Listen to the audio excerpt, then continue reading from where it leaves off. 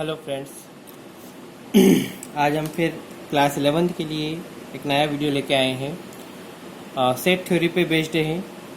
Last जो videos में हमने चर्चा की थी इसके ऊपर कि ऑपरेशन ऑन सेट के बारे में हम नेक्स्ट वीडियो में पढ़ेंगे। तो बात करें हम ऑपरेशन ऑन सेट, सेट के ऊपर कौन कौन से ऑपरेशन परफॉर्म किए जा सकते हैं। ठीक है, तो सेट के ऊपर जो बेसिकली ऑपरेशन परफॉर्म किए जा सकते हैं वो देखिए। First operation is union operation. First operation is union operation. Union operation को हमेशा यू से डिफाइन किया जाता है।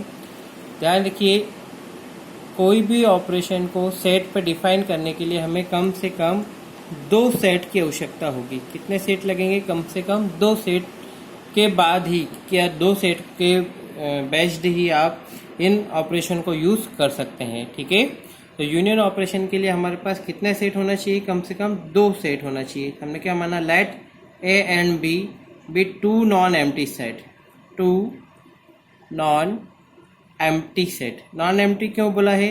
क्योंकि किसी भी सेट के ऊपर कोई भी ऑपरेशन को परफॉर्म करने के लिए उसमें कुछ ना कुछ एलिमेंट होना जरूरी है, इसलिए हमने 2 सेट लिए हैं A and B। दोनों कैसे हैं? Non empty. दैट मीन्स कुछ ना कुछ एलिमेंट होंगे। ठीक है, तो इसके लिए यूनियन ऑपरेशन किस प्रकार से डिफाइन करेंगे आप? A यूनियन B किस फॉर्म में लिखेंगे आप? A union B. ठीक है, अब ए यूनियन बी में जब आपने अलग अलग सेट के ऊपर आपने अप्लाई किया है ए यूनियन बी, तो उसके उसमें कौन कौन से एलिमेंट होंगे?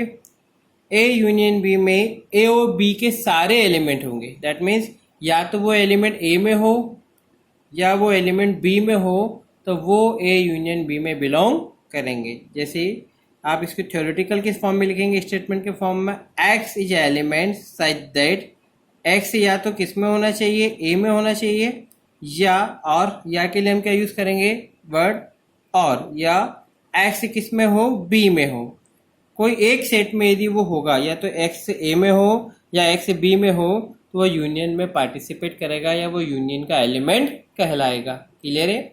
एक एग्जांपल हम लेके चलते हैं, और यदि कोई एलिमेंट कॉमन है तो उसे हम सिंगल 1 टाइम्स लिखेंगे। एक एग्जांपल की हम बात करें, एक सेट है ए, उसका एलिमेंट है 1 2 3। एक सेट है बी, उसका एलिमेंट है 2 3 4। ठीक है, यदि आपसे बोला जाए इन दोनों सेट का यूनियन निकालिए, तो किस प्रकार से आप लिखेंगे? A union B which is equals to, इसमें कौन कौन से एलिमेंट होंगे? जो या तो ए में हो या बी में हो या दोनों में कॉमन हो। कॉमन एलिमेंट को हमको एक बार लिखना है, तो ए या तो ए में हो, A1 इसमें है, मतलब दोनों के सारे एलिमेंट लिखना है। कुल मिला के ए यूनियन बी में ए और बी के सारे एलिमेंट, ए के सारे एलिमेंट पहले लिख दीजिए 1 2 3, फिर बी के सारे एलिमेंट, बी में क्या आ रहा है देखिए, अब थोड़ा सा ध्यान रखिए, 2 ऑलरेडी यहाँ पे है। कॉमन एलिमेंट को हमें कितनी बार लिखना है? सिर्फ 1 टाइम। कितनी बार लिखना है? 1 टाइम। इसलिए जितने भी कॉमन एलिमेंट्स है उसको यूनियन में एक बार लिखना है, फिर 3 और 4। तो ए यूनियन बी में कौन कौन से एलिमेंट होंगे आपके? 1 2 3 4। क्लियर है? तो ए यूनियन बी में वो सारे एलिमेंट होंगे जो या तो ए में हो या बी में हो या दोनों में कॉमन हो। कॉमन एलिमेंट्स को यूनियन में एक ही बार आपको डिनोट करना है। That clear? तो यूनियन ऑपरेशन में वे 2 सेट के यूनियन ऑपरेशन में वे सारे एलिमेंट होंगे जो या तो ए में हो या बी में हो या दोनों में हो। ठीक है, इसे आप हमेशा ध्यान रखिए, क्योंकि इसका उपयोग हम आगे क्वेश्चन को सॉल्व करने में करेंगे कि ए यूनियन बी को थ्योरेटिकल किस प्रकार से लिखेंगे। कोई एलिमेंट यदि हम बात करें इसमें है तो आप किस प्रकार से डिफाइन करेंगे। जैसे आप बोल रहे हैं एक्स एक एलिमेंट है ए यूनियन बी का। ठीक है, दैट मीन्स एक्स कोई एलिमेंट यूनियन में है तो या तो वो एक्स किस में होगा? ए में हो सकता है या बी में होगा, तभी तो आपने उसको यूनियन में लिया है। मतलब किसी में एक में होगा कम से कम, तो भी वो यूनियन में पार्टिसिपेट करेगा। इसलिए हमें इसका यूज़ आगे जब हम क्वेश्चन सॉल्व करेंगे तो उस बेस पे हमें इस चीज़ को थ्योरेटिकल पता होना चाहिए कि किस फॉर्म में यूनियन को आप लिखेंगे। क्लियर है? Second, intersection. सेकेंड ऑपरेशन क्या है? Intersection operation. इंटरसेक्शन ऑपरेटर को जस्ट अपोजिट यू के रूप में डिनोट करेंगे हम। इसके लिए भी कम से कम दो सेट होना चाहिए हमारे पास, ए एंड बी, ठीक है। और ए एंड बी का इंटरसेक्शन किस प्रकार से डिफाइन करेंगे, ए इंटरसेक्शन बी, ठीक है। और ए इंटरसेक्शन बी में कौन कौन से एलिमेंट होंगे, जो दोनों में कॉमन एलिमेंट होंगे वो इंटरसेक्ट में पार्टिसिपेट करेंगे। दैट मीन्स ए और बी के वे सारे कॉमन एलिमेंट्स होंगे वो कहाँ पे बिलोंग करेंगे, ए इंटरसेक्शन बी में। दैट मीन्स वो एलिमेंट ए में भी होना चाहिए और वो बी में भी होना चाहिए, तो वो इंटरसेक्शन में पार्टिसिपेट करेगा। दैट मीन्स आप बोल रहे हो एक्स को एक एलिमेंट है, एक्स किस में होना चाहिए, ए में भी होना चाहिए, एंड कंडीशन हमने इसलिए लगाई है कि इसमें भी हो और एक्स किस में भी होना चाहिए, बी में भी, दोनों में होगा तो वो इंटरसेक्शन में पार्टिसिपेट करेगा। यहाँ पे क्या था, और मतलब किसी भी एक सेट में भी होगा तो भी वो यूनियन में पार्टिसिपेट कर सकता है। क्लियर है। तो ए इंटरसेक्शन बी में वो सारे एलिमेंट होंगे जो दोनों में कॉमन हो, मतलब कॉमन एलिमेंट ही इंटरसेक्शन में आएंगे। हमारे इस एग्जांपल की हम बात करें, यदि हम इसका इंटरसेक्शन लिखना चाहते हैं तो ए इंटरसेक्शन बी किस प्रकार से लिखेंगे, इन दोनों के जो कॉमन एलिमेंट सेट ए और सेट बी में जो कॉमन एलिमेंट है वो किस में आएंगे, इंटरसेक्शन में। देखिए इन दोनों में ऐसे कौन कौन से एलिमेंट है जो कॉमन है, कॉमन दैट मीन जो ए में भी हो और बी में भी हो। Only single two are belonging to A and B, वो कहाँ पर बिलोंग करेगा, मेरा इंटरसेक्शन में। क्लियर है। तो ए इंटरसेक्शन बी में कौन से एलिमेंट होंगे जो कॉमन होंगे, मतलब जो दोनों में होंगे वो इंटरसेक्शन में होंगे, और यूनियन में किसी भी एक में भी होगा तो भी वो इंटरसेक्शन यूनियन में पार्टिसिपेट करेगा। और इंटरसेक्शन के लिए उन्हें कॉमन होना नेसेसरी, मतलब कौन सा एलिमेंट होना चाहिए, ए इंटरसेक्शन बी की हम बात करें तो उसमें ओनली कॉमन एलिमेंट होना चाहिए, कॉमन एलिमेंट। क्लियर है। थर्ड डेफिनेशन है मेरा, इंटरसेक्शन हो गया, यूनियन हो गया, difference. Third definition is difference भी बोलते हैं हम इसे, या सेट डिफरेंस के रूप में भी हम इसको डिनोट करते हैं, ठीक है। डिफरेंस भी बोल सकते हैं, डिफरेंस ऑफ सेट या सेट डिफरेंस, ठीक है।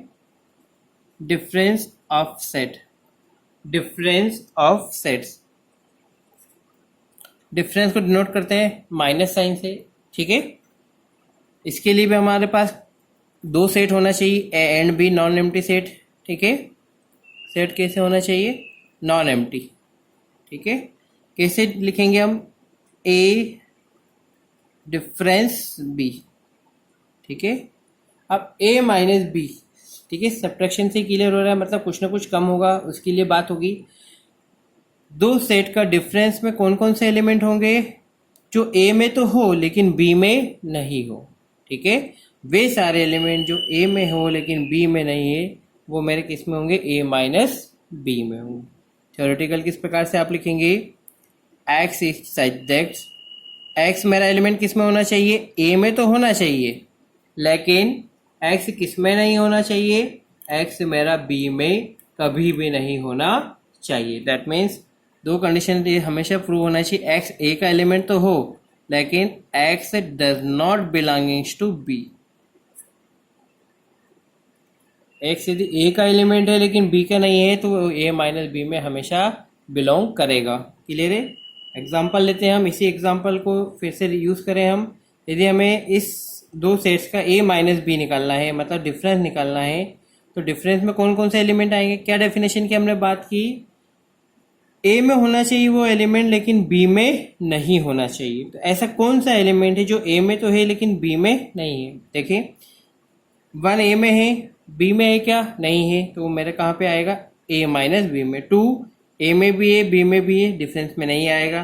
3 ए में भी है बी में भी है, डिफरेंस में नहीं आएगा। That means only one element 1 is belongings to A minus B. That means element को किस में होना चाहिए, ए में होना चाहिए लेकिन बी में नहीं होना चाहिए, तो वो मेरे कहाँ बिलोंग करेगा, ए माइनस बी। क्लियर है।